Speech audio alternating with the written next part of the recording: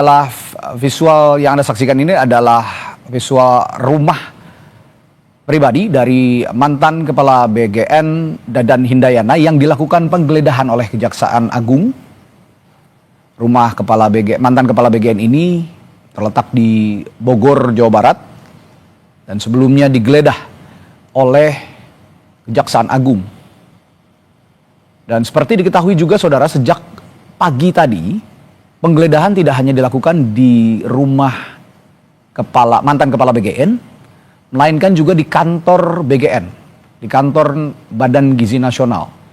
Sejak pagi tadi penyidik di Kejaksaan Agung sudah hilir mudik keluar masuk dari kantor BGN ini untuk mencari bukti-bukti, tentu saja untuk melengkapi alat bukti untuk menetapkan apakah ada tindak pidana korupsi. Memang ada tindak pidana korupsi dalam program MBG ini, dan tadi juga sudah ditegaskan bahwa akhirnya setelah mengumpulkan 2 alat bukti yang cukup, akhirnya Kejaksaan Agung Republik Indonesia menetapkan 3 mantan pimpinan BGN, yakni Kepala BGN dan 2 wakil Kepala BGN, mantan wakil Kepala BGN, keduanya karena sudah diganti saat ini ditetapkan sebagai tersangka kasus dugaan korupsi program MBG.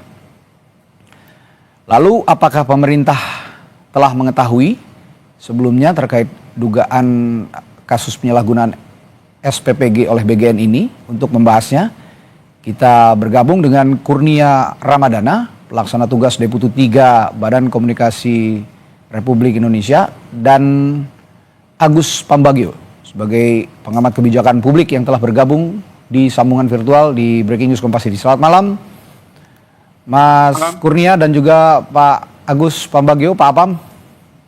Selamat malam. Assalamualaikum.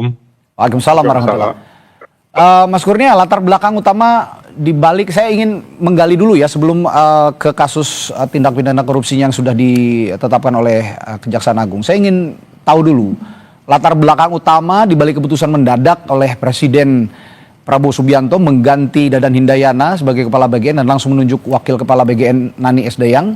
Ini apa latar belakangnya? Apakah memang karena kasus ini?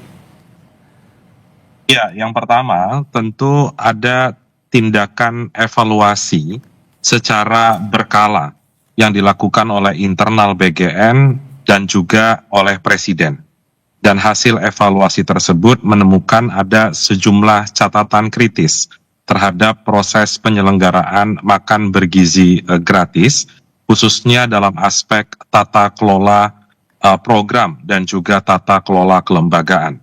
Maka dari itu, hasil evaluasi selama 1,5 tahun itu, Presiden melakukan tindakan administratif berupa pergantian pimpinan di Badan Gizi Nasional. Di waktu yang sama, ternyata rekan-rekan di Kejaksaan Agung melakukan upaya penegakan hukum.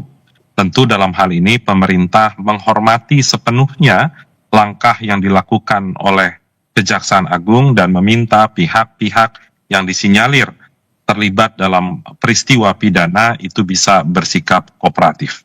Demikian Mas Radhi. Oke, baik. Peristiwa pidana memang saya yakini ini adalah ranah dari penegak hukum, Kejaksaan Agung begitu ya. Termasuk juga penelusuran apakah memang betul ada dugaan tindak pidana korupsi di dalamnya. Tapi